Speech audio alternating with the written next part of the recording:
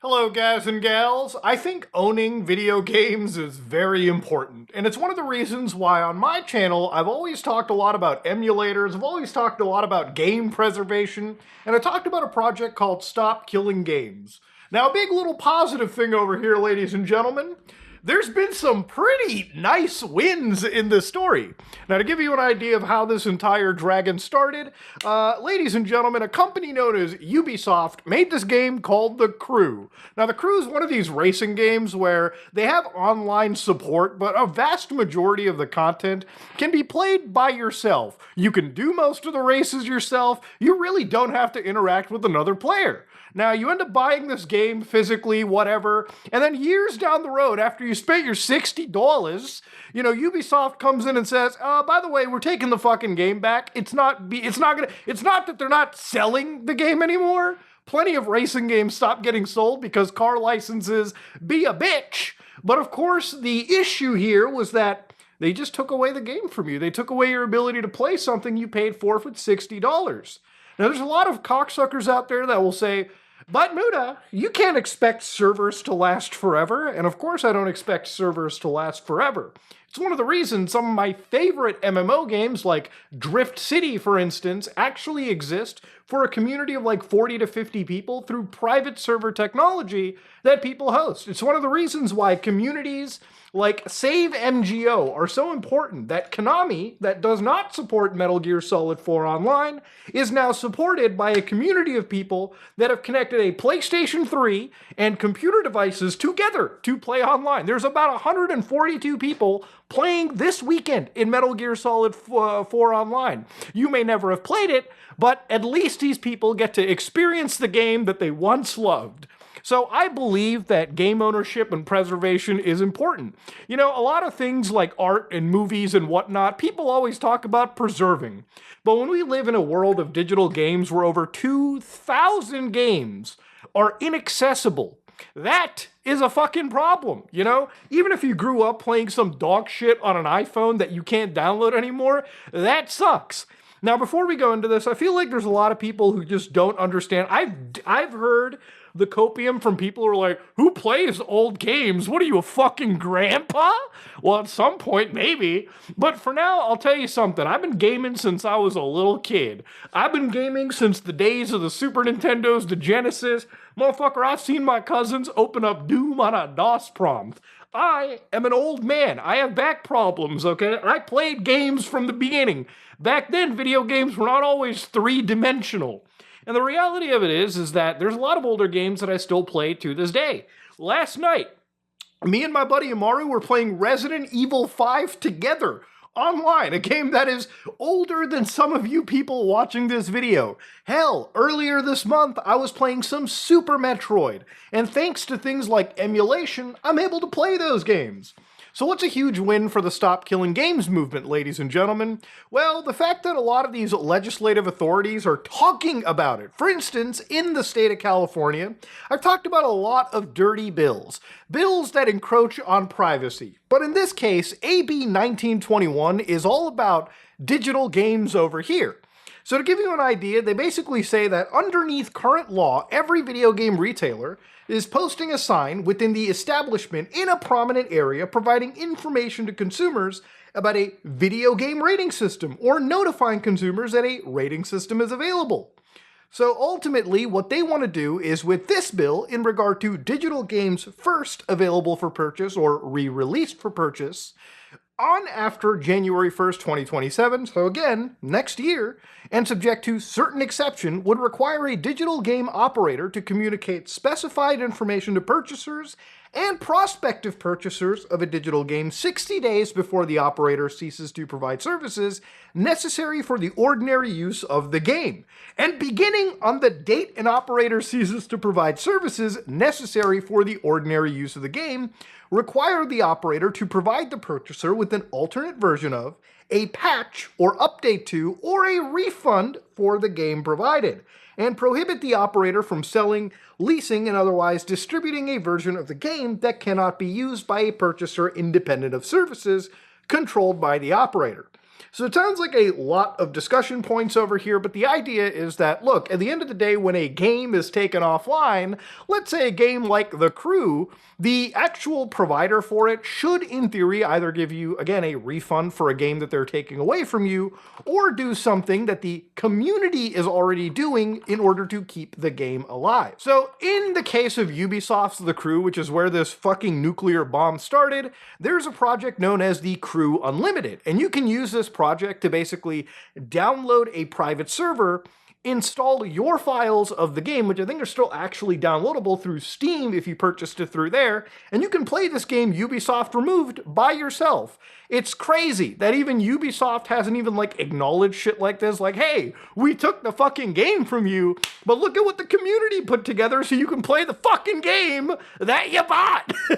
You know, it's one of those insane things when it comes to this whole story that, like, telling people that you should be able to own your game, and I don't even think it's video games that should be here. It should be any fucking form of software. If you buy something with your money, okay, and the fucking game developer or the software guy didn't tell you ahead of time they were going to yoink that shit out of your hands, you should have some goddamn protections. So to give you an idea, what they said is this will apply only to a digital game first available for purchase after January 1st, 2027. So a lot of these like video game like lobbyists that are actually against your rights don't really have an option to bitch and moan about this because, again, this is looking into the forward. We're not necessarily trying to encroach on bullshit that has already happened. So from January 1st and beyond, if you're making a video game and at least selling it again in the state of California, you should keep this in mind. And California is not a fucking small state, okay? If it's gonna pass in California, you bet your ass it's gonna pass in the rest of the if it passes in one place, a company would have to be real dickish to only allow the residents of California to have access to a complete game and not the rest of the world. And even if they were that dickish, it's not as if you can't get the files from California and digitally move them to another part of the world, you know? So anyways, the idea here is that 60 days before a game purchase, before it ceases to provide services, the operator will tell you, again, the date on which the services necessary for the ordinary use will cease. So again, they'll give you the expiration date. And again, 60 days is pretty good because they can't just kill something a month later. You know, we had plenty of games like Highguard, for instance, which dropped and immediately died after they like had their first and last breath. Any services that will no longer be provided by the operator, any game features that will no longer be available to purchasers, any known security risks that result from the cessation of services. And this point is actually important. Like, if you ever played a Call of Duty game, like from back in the day on Steam, they are filled to the brim with remote code exploitations. So unless you're using community private servers, you're basically opening your computer's asshole to the rest of the world and letting it get fucked in the process. And then you can see how the purchaser can continue to use a digital game or obtain a refund. So either you patch this, or you give people their money back for a game that you took away. Because remember, you're buying a fucking game, not renting it. I feel like a lot of gamers would be apprehensive to purchase a video game if on the storefront it just said, bitch, you're renting it, you know? It's one of the reasons when it comes to things like physical media, I'm very, very keen on purchasing games that are not, you know, key cards or incomplete purchases. So for instance, you know, it's surprising that Indiana Jones, which is an absolutely brilliant game, and this is when it hurts the most, when a good game gets released with an incomplete physical copy. Well, surprisingly, the Switch 2 version, unlike the PlayStation 5 and the Xbox version, actually has all the stuff on the cartridge, right? And you know, when it comes to games like Star Wars Jedi Survivor, I love this fucking game. This and Fallen Order are some of the best Star Wars games that you can get. And here's the thing, if you buy the PS5 version of the game, you need to download the game from the internet and partially off the disc. Whereas with the PlayStation 4 version, you get the actual data disc and the play disc attached. So you can have all the content on one disc. You don't need the internet, You don't need to fucking connect your PlayStation online. You can just give this to your homie who's living in his underground bunker, give him this game, and he can just install this shit. The world could end tomorrow. I could be living in the post-apocalyptic bunker, eating my beans, and you know what? I can still play some goddamn Jedi Survivor while the zombies above me are fucking raging. It's one of the reasons why I'm also a huge supporter of emulation technology. So for instance, games like Bloodborne, right, which you can play right now on a PlayStation 4 and 5, but at some point, unless a PC version gets released, preserving those games would have been impossible. However, as long as you have a PlayStation or any controller really connected to your actual computer, you can load up Shat PS4, fire up Bloodborne like I'm doing right here, and basically play this game on your computer, or if you're willing enough, your actual Steam Deck, which I wish I would recommend this before the prices jumped up, but it actually runs pretty well. So again, playing the game completely offline, you can see me load into my actual experience right over here, and I'm like 37 minutes into this new save file, but you can see that as it starts, it's no joke, the actual complete game. It runs with basically all the visual effects there. There are mods even for you to actually start up some of these ritual altars, which typically require PlayStation Network. But a lot of this stuff is preserved. And yes, it does actually run at 60 frames and above. You can even up the resolution for this if you want to. It plays like the actual PlayStation version, except now it's preserved on the PC. So even if all the PlayStations die tomorrow, as long as you have access to an actual PC, you'll be able to play some good old Bloodborne. And there are even other games too, like Gravity Rush 2, which have their own forks of this emulator that you can play shit underneath it. So ultimately, at the end of the day, game preservation, I've always kind of advocated for it, I've always talked about it, and I've always shown you that no matter what, if you care about your video games enough, there's always a way to at least somewhat preserve it or at least advocate for it. So thankfully, this actual assembly bill got passed over here, which you can see it got 43 A's and again 16 nays. So I imagine the 16 people that said nay to this, you know, maybe they were kind of being wooed in by the actual lobbying firms against game ownership. Because again, game companies are mad if they take away the ability for you to own your game so they can just remove access and sell you sequels and shit later on. It's just, that's basically the play right over here. So this kind of stuff is very important. Ultimately, at the end of the day, this is not a done battle. This is a very good sign moving forward. And it's actually one of those great examples of you always should talk to your representative, because ultimately, even though it sometimes feels like we live in a defeatist world, honestly, if it isn't for you contacting your senator or the people that represent you, they're not going to be the ones writing yay for bills like this that are beneficial to you. Again, don't listen to the big games industry. This is not going to be something that limits games. This is something that protects you, the user, right? And again, I don't care what you buy, whether it be an MMO, whether it be a live service game, or a single player title.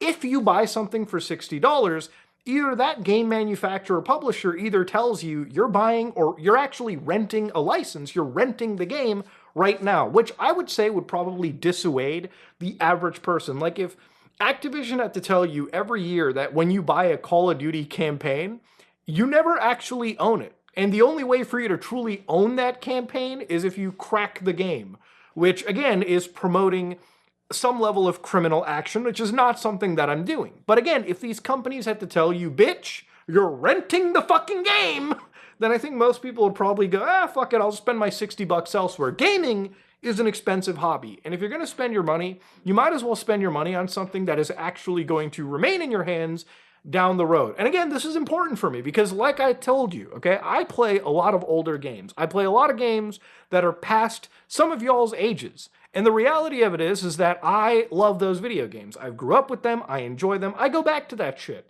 And if we didn't fight for this stuff now, we would lose access, and we will lose access to some of the best games that are out this year as well. We'll lose access to modern video games, which are designed in some ways to not be preservation friendly. So having laws like this is fucking important, right? Don't listen to the doom and gloom from people who say, listen, you never have the ability to own your game. You do. if you buy shit physically, you do definitely get a 1.0 version of the game on disc. If you buy a multiplayer version of the game, you should, in theory, be able to preserve that multiplayer game and be able to play it peer-to-peer with your friends after the servers end. If you purchase an MMO game down the road, there should be, in some cases, the ability for you to preserve that experience and run a local server on your own. And there are even massive multiplayer experiences like World of Warcraft, for instance, even the original Final Fantasy 14 Online that you can play with your friends on private servers out of Square Enix's domain. It doesn't cost them a penny, and it allows you to preserve those old experiences for yourself. Because again, if we live in a world where we allow our video games to die, we're literally letting fucking history die in front of us. And I don't think that shit is cool, and I think most of you guys watching don't think that shit is cool either. So ultimately, at the end of the day, Stop Killing Games has a long ways to go. They're still being talked about in Europe, it's still being talked about in Canada, and it's still definitely being talked about in the United States. And I think, personally speaking, Stop Killing Games should not just be about the games. Again, this is kind of extrapolating. I think this should apply to, Adobe, it should apply to any fucking software whatsoever. You should be allowed to own what you fucking buy, right? And especially now that we're trailing towards a world where it seems like compute might be owned by the overlords above us. Bro, let us own our shit, okay? Let us own our fucking games, all right? Let us own our software. Just let us own the fucking tiny little things in our life that give us joy, that give us something to bond over, that give us something to fucking talk about, man. Ladies and gentlemen, if you like what you saw, please like, comment, and subscribe. Dislike it if you dislike it. I am out.